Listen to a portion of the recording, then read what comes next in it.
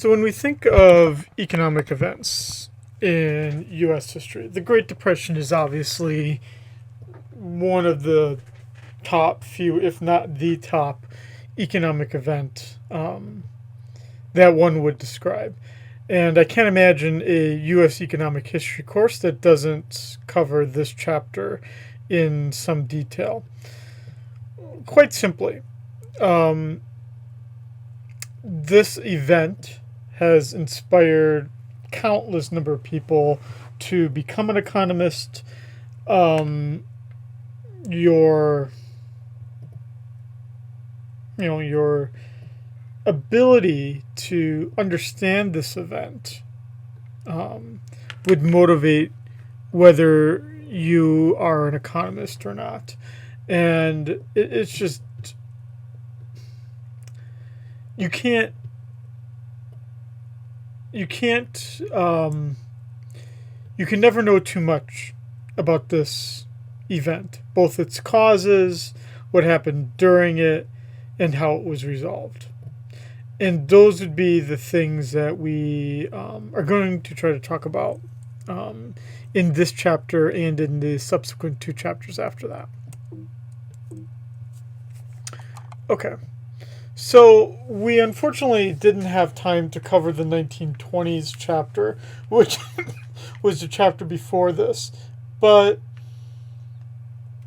to give you a little bit of an overview of what the 1920s leading up to that were like, was that there was essentially just a great deal of optimism.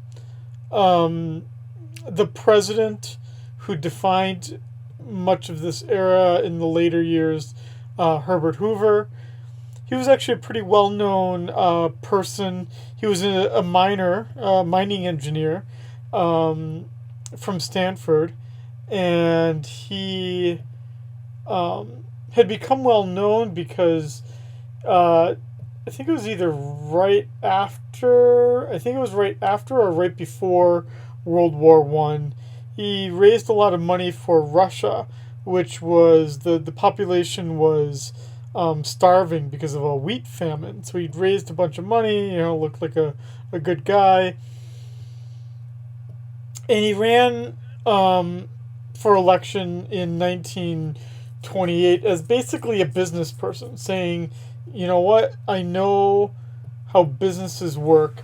I want us to have pretty much a free market economy. Economies will fix themselves. And again, he was an engineer, an optimistic engineer, and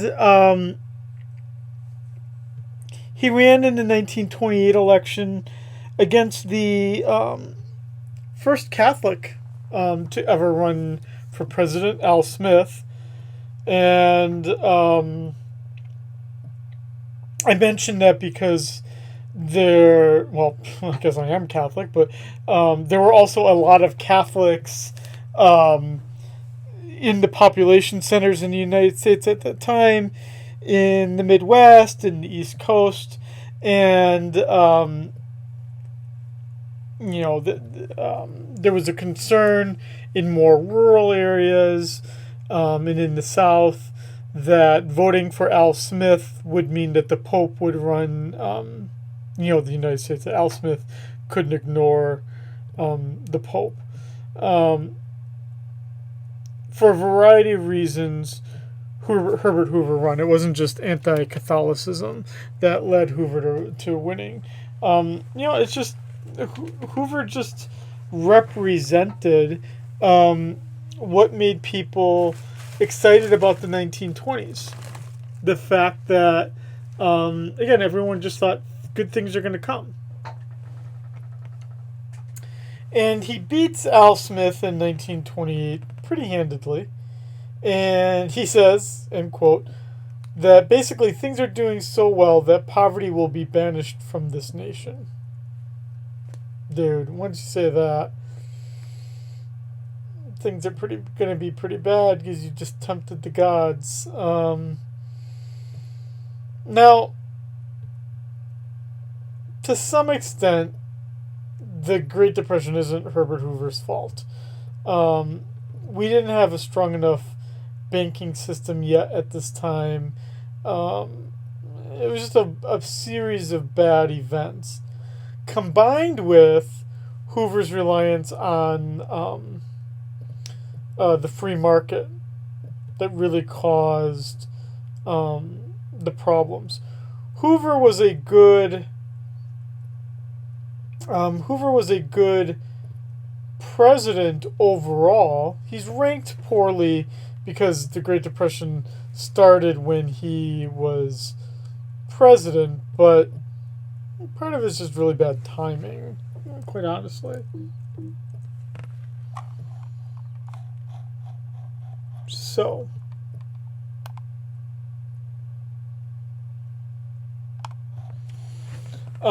which is why I basically then say, we can't really blame Hoover that much.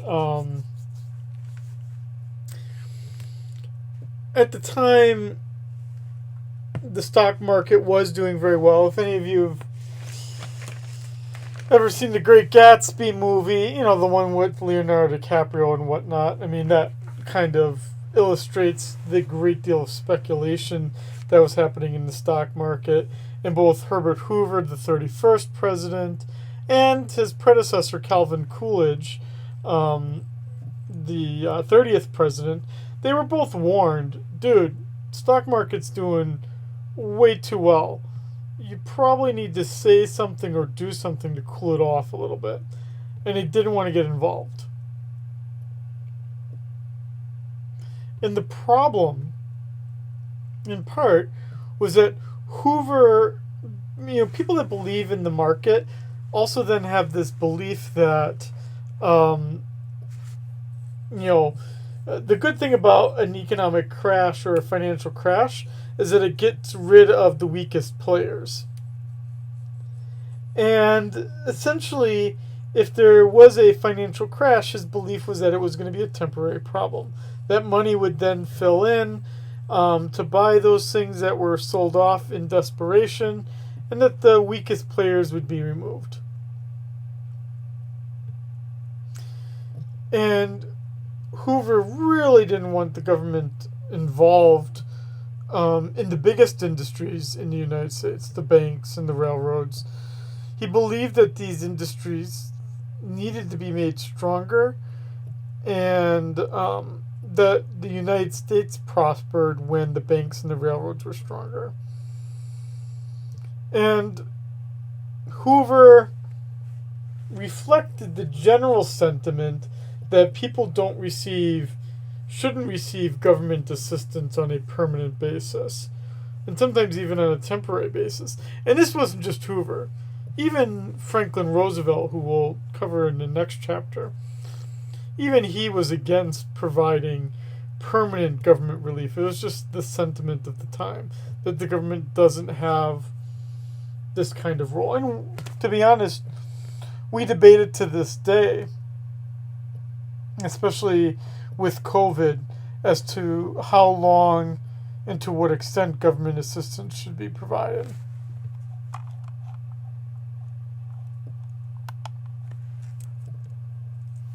So here's an example of what was called a Hooverville. So Hoovervilles were basically people that found a plot of land that were basically kicked out of their house, didn't have a formal job, and they just slapped something together and built a house on the land that they basically found. And dude, it looks pretty shitty. It looks pretty dirty. It looks pretty run down. And thus, they named it Hooverville to reflect the president at the time, Hoover. This one, I believe, is taken in the Pacific Northwest, I think in Seattle or outside of Portland, something along those areas.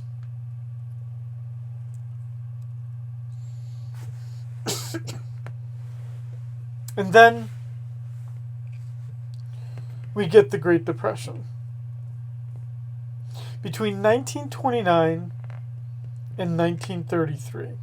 So the Hoover administration goes from 1928 to 1932, FDR, Franklin Roosevelt, is inaugurated in March of 1933. So during the Hoover administration, 29 to 33, production falls 30%. Unemployment is thought to have reached about 25%. And remember, that's people looking for a job. To be unemployed, you actually have to look for a job. There's probably countless more individuals who just are saying, well, fuck, I'm not going to find anything. Why even look? And then you have falling prices. Prices that are falling almost 25%. That hurts those who are selling commodities, like farmers, which at that time is the biggest profession in the United States, would be farming. And so that's hurting all farmers. That's hurting the rural part of the country. With the Great Depression, you've got the financial system breaking down, the banking system collapsing, the government maintaining that it wants to have very little role in the economy. So Hoover is just kind of stringing things together and just hoping to get through it. Amazingly, you even have capital investment falling, which would mean that equipment was basically wearing down faster than anything was being replaced. So the capital stock in the country is getting smaller. And amazingly, the guy runs for re-election. Hoover runs for re-election in 32. Doesn't win. And right before Roosevelt takes office in March of 33, because at the time, that's when you got inaugurated. It was in March of the following year. The Depression actually gets worse in 33. Right before Roosevelt takes office, banks, thousands of banks are failing. And without a doubt, the Great Depression just alters the economy completely, wholly and completely. The biggest thing I can really say is just don't focus on the stock market crash. You know, we tend to, in history, focus on singular events and that there's a cause and effect between that singular event. But you shouldn't do that, especially with something like the Great Depression. It's not as simple to say stock market crash, therefore Great Depression. Instead, what you have going on here is you have a many-year time period where you've got construction starting to shrink, agriculture starting to shrink, people buying fewer durable goods, and people flooding into the equity markets, the stock market. Some of those things exist right now. Not to scare anyone.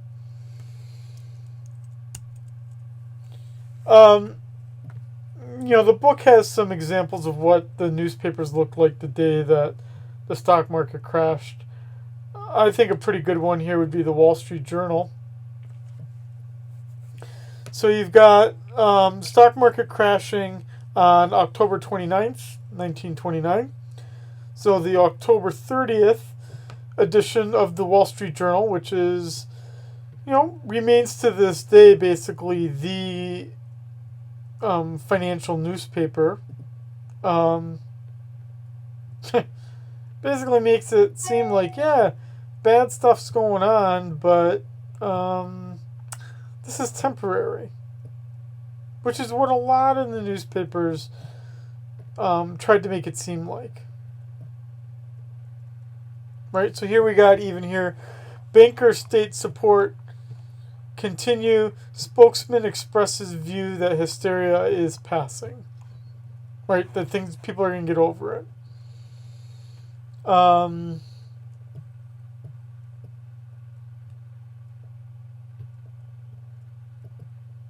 Yeah.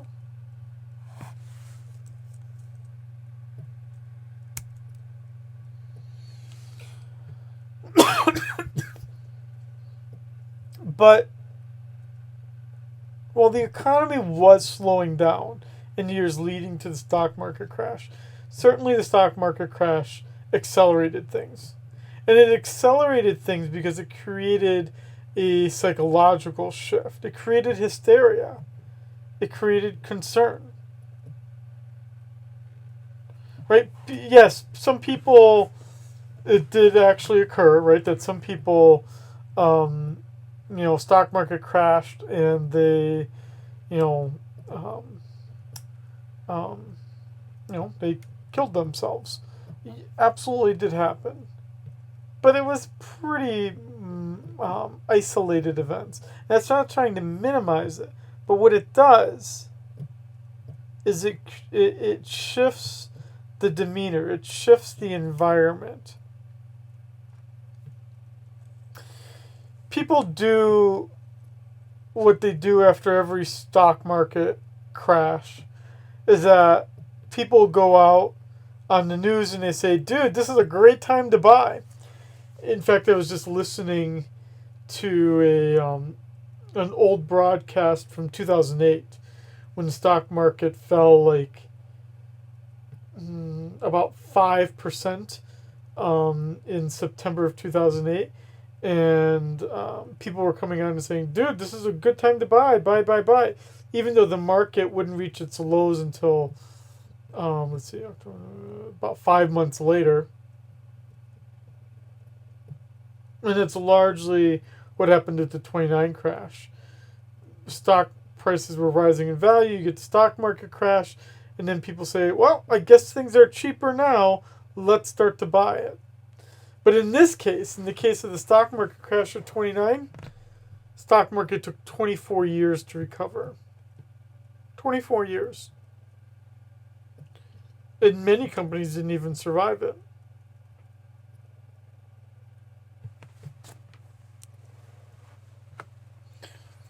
Here's a picture of a scene outside the New York Stock Exchange on Wall Street in New York City. You can see here the emblem New York Stock Exchange, and you've got your crowd of people all waiting to find out what the different share prices are. And there we see our 24-year time period in the stock market. This data comes from the Federal Reserve Economic Database, FRED. And you can see here again, share price doesn't really recover until the 50s. 24 years. Another example, sites outside the New York Stock Exchange building.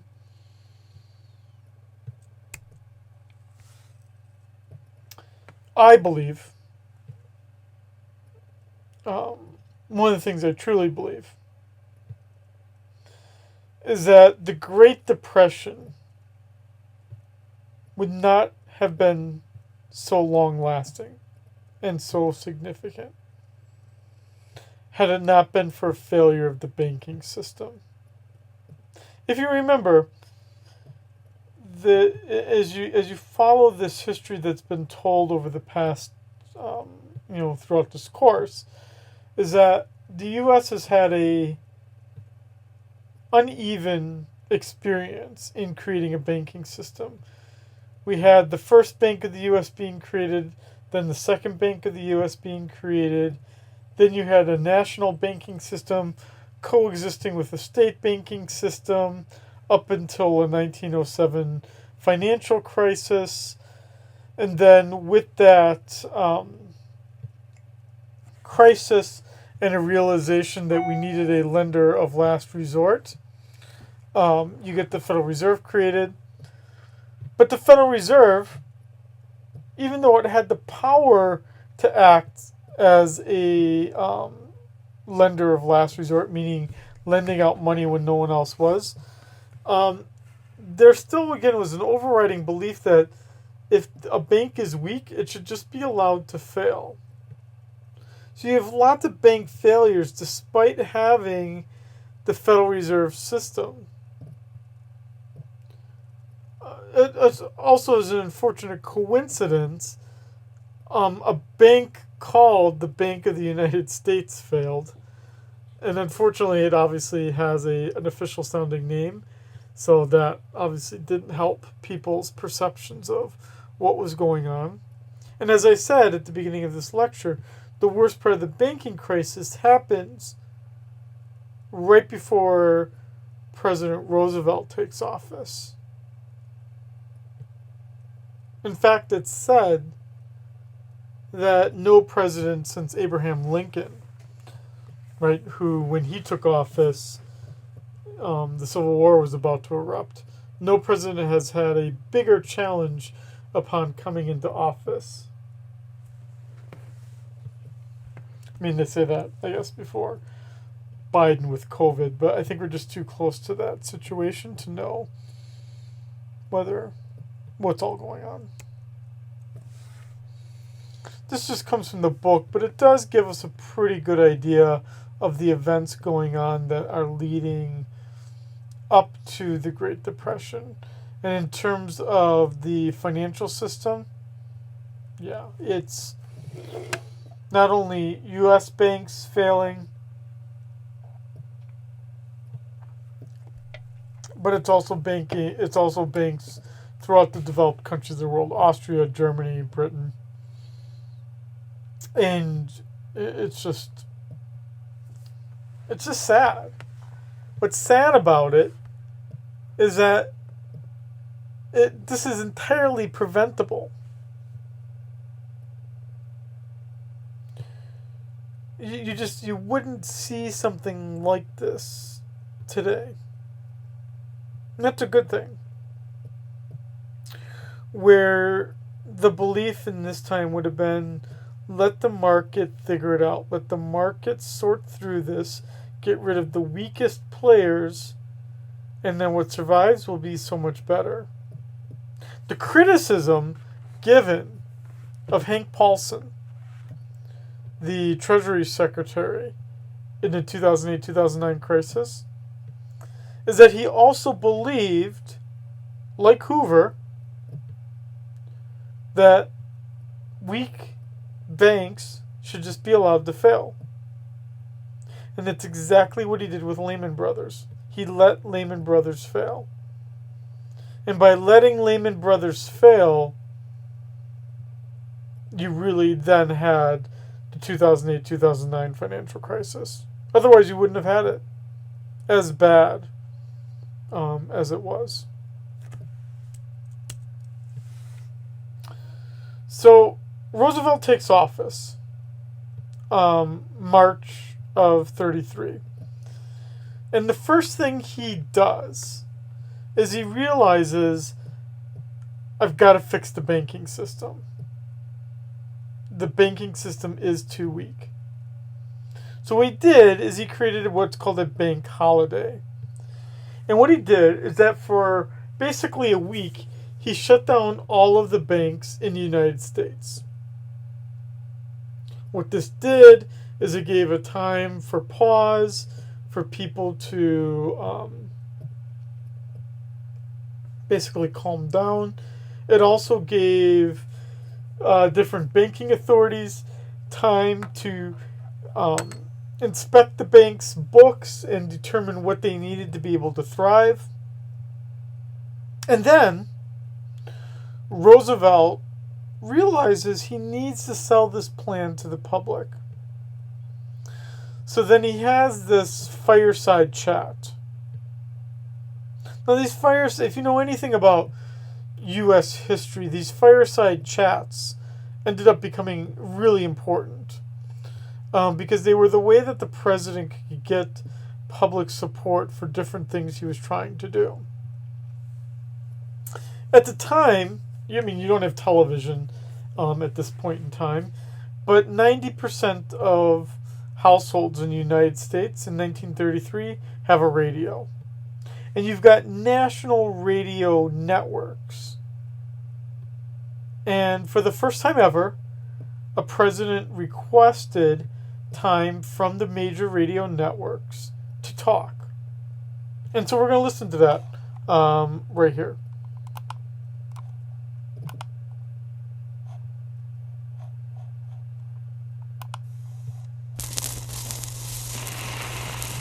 Ladies and gentlemen, the President of the United States. And after it's done, I'll talk some more. My friends, I want to talk for a few minutes with the people of the United States about banking. To talk with the comparatively few who understand the mechanics of banking, but more particularly with the overwhelming majority of you who use banks for the making of deposits and the drawing of checks. I want to tell you what has been done in the last few days and why it was done and what the next steps are going to be. I recognize that the many proclamations from state capitals and from Washington, the legislation, the Treasury regulations and so forth, couched for the most part in banking and legal terms, ought to be explained for the benefit of the average citizen.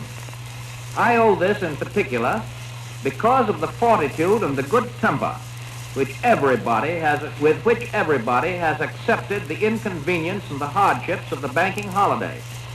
And I know that when you understand what we in Washington have been about, I shall continue to have your cooperation as fully as I have had your sympathy and your help during the past week. First of all, let me state the simple fact that when you deposit money in a bank, the bank does not put the money into a safe deposit vault. It invests your money in many different forms of credit, in bonds, in commercial paper, in mortgages, and in many other kinds of loans.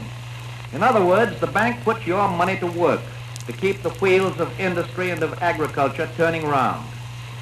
A comparatively small part of the money that you put into the bank is kept in currency, an amount which in normal times is wholly sufficient to cover the cash needs of the average citizen.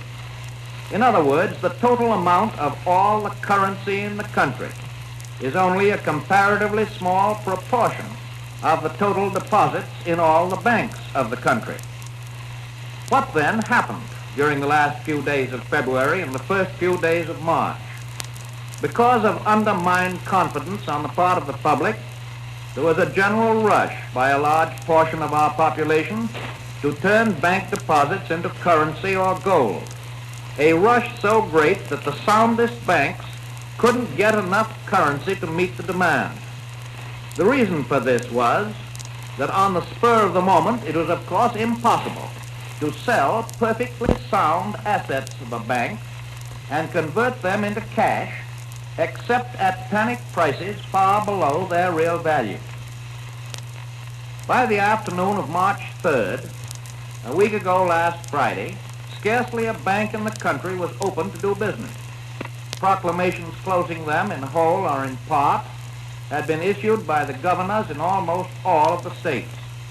It was then that I issued the proclamation providing for the national bank holiday, and this was the first step in the government's reconstruction of our financial and economic fabric. The second step, last Thursday, was the legislation promptly and patriotically passed by the Congress, confirming my proclamation and broadening my powers so that it became possible, in view of the requirement of time, to extend the holiday and lift the ban of that holiday gradually in the days to come. This law also gave authority to develop a program of rehabilitation of our banking facilities. And I want to tell our citizens in every part of the nation that the National Congress, Republicans and Democrats alike, showed by this action a devotion to public welfare and a realization of the emergency and the necessity for speed that it is difficult to match in all our history. The third stage has been the series of regulations permitting the banks to continue their functions to take care of the distribution of food and household necessities and the payment of payrolls. This bank holiday, while resulting in many cases in great inconvenience, is affording us the opportunity to supply the currency necessary to meet the situation. Remember that no sound bank is a dollar worse off than it was when it closed its doors last week. Neither is any bank which may turn out not to be in a position for immediate opening. The new law allows the 12 Federal Reserve banks to issue additional currency on good assets and thus the banks that reopen will be able to meet every legitimate call. The new currency is being sent out by the Bureau of Engraving and Printing in large volume to every part of the country. It is sound currency because it is backed by actual good assets. Another question that you will ask is this: why are all the banks not to be reopened at the same time? The answer is simple, and I know you will understand it. Your government does not intend that the history of the past few years shall be repeated. We do not want and will not have another epidemic of bank failures. As a result, we start tomorrow, Monday, with the opening of banks in the 12 Federal Reserve bank cities. Those banks which on first examination by the Treasury have already been found to be all right. That will be followed on Tuesday by the resumption of all other functions by banks already found to be sound in cities where there are recognized clearinghouses. That means about 250 cities of the United States. In other words, we're moving as fast as the mechanics of the situation will allow us. On Wednesday and succeeding days, banks in smaller places all through the country will resume business, subject of course to the government's physical ability to complete its survey.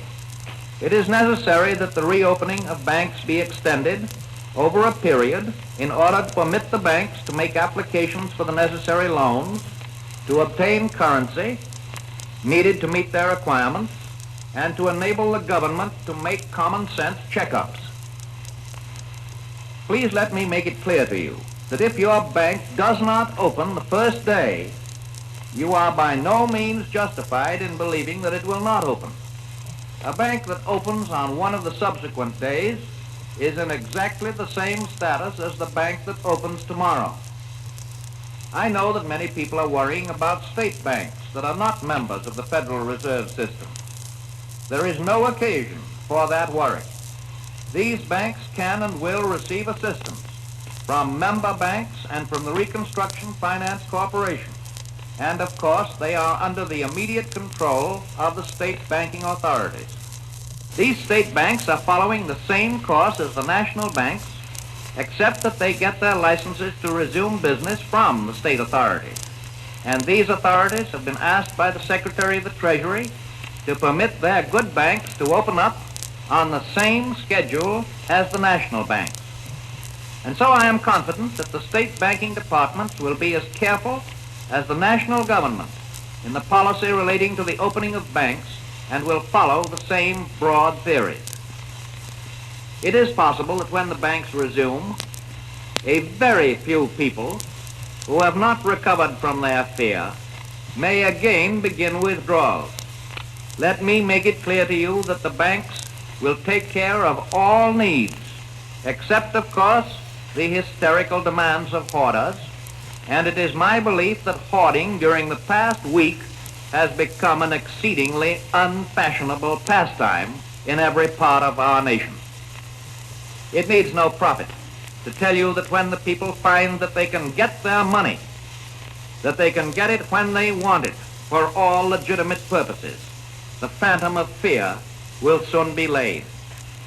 People will again be glad to have their money where it will be safely taken care of and where they can use it conveniently at any time.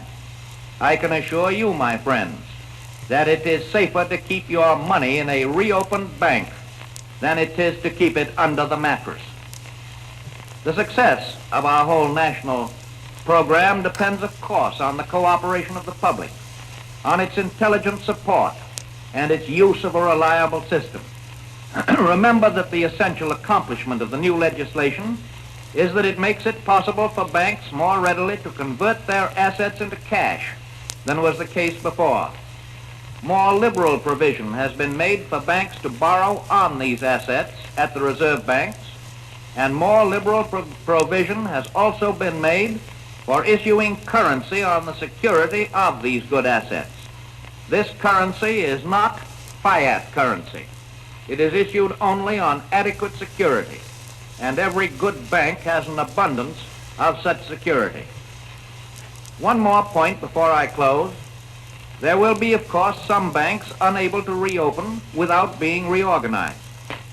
The new law allows the government to assist in making these reorganizations quickly and effectively, and even allows the government to subscribe to at least a part of any new capital that may be required. I hope you can see, my friends, from this essential recital of what your government is doing, that there is nothing complex, nothing radical in the process. We have had a bad banking situation. Some of our bankers had shown themselves either incompetent or dishonest in their handling of the people's funds. They had used the money entrusted to them in speculations and unwise loans. This was, of course, not true in the vast majority of our banks, but it was true in enough of them to shock the people of the United States for a time into a sense of insecurity, and to put them into a frame of mind where they did not differentiate, but seemed to assume that the acts of a comparative few had tainted them all. And so it became the government's job to straighten out this situation, and to do it as quickly as possible, and that job is being performed. I do not promise you that every bank will be reopened, or that individual losses will not be suffered, but there will be no losses that possibly could be avoided, and there would have been more and greater losses had we continued to drift. I can even promise you salvation for some at least of the sorely pressed banks. We shall be engaged not merely in reopening sound banks, but in the creation of more sound banks through reorganization. It has been wonderful to me to catch the note of confidence from all over the country.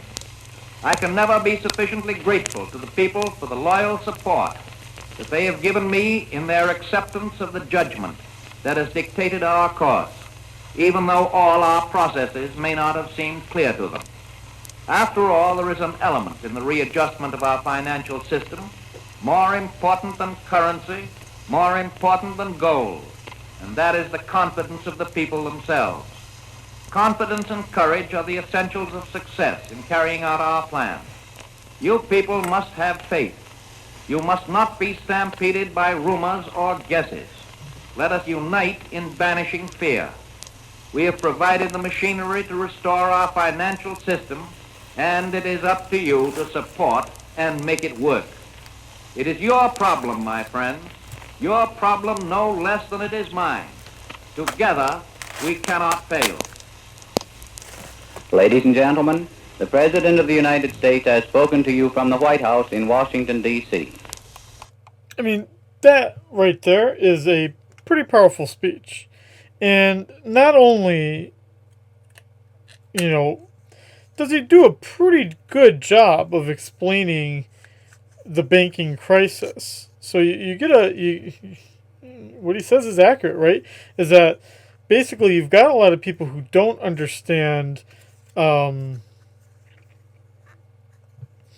got a lot of people who don't understand how banks actually work, and what he's able to do is explain banks don't hold all of the money in their vaults. They lend it out. And if the system only works because the amounts that depositors request is predictable, if all of a sudden it becomes unpredictable and people just start asking for crazy amounts of money, well, then the whole system goes down. And that's what he describes here. But the power of this speech is that people actually listened. People actually heard this speech given 88 years ago. They heard this speech on the radio, first time hearing their president, him saying that basically it's their patriotic duty to, put their money back in the banking system, and that it's become unfashionable to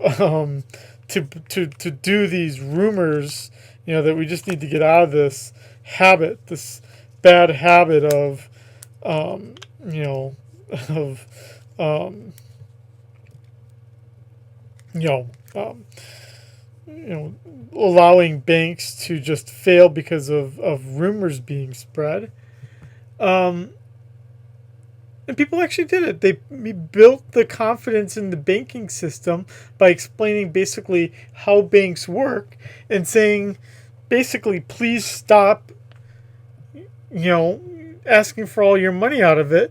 And to build that confidence further, the U.S. government is going to basically inspect every bank, and it's going to insure the deposits. So now, the reason why people go and ask for all their money back right away, that fear is now gone. Because they know they're going to get their money back, because the government insures it with the Federal Deposit Insurance Corporation. Now, the president himself wasn't in favor of the establishment of the FDIC at first, but realized it was something that was needed.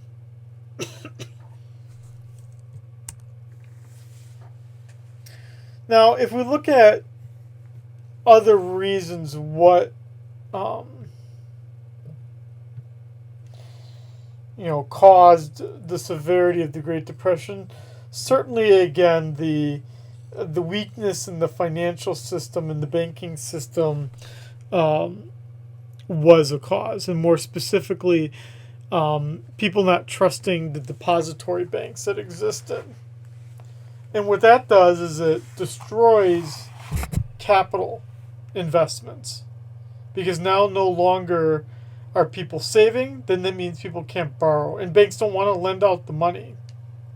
And as the third bullet point highlights here, also as banks fail, that would mean that the personal relationships that companies build with bankers, in order to get the capital they need to run their business, that relationship is destroyed when the bank fails. So, the Federal Reserve also gets some of the blame for the Depression. It wasn't acting as a lender of last resort strongly enough.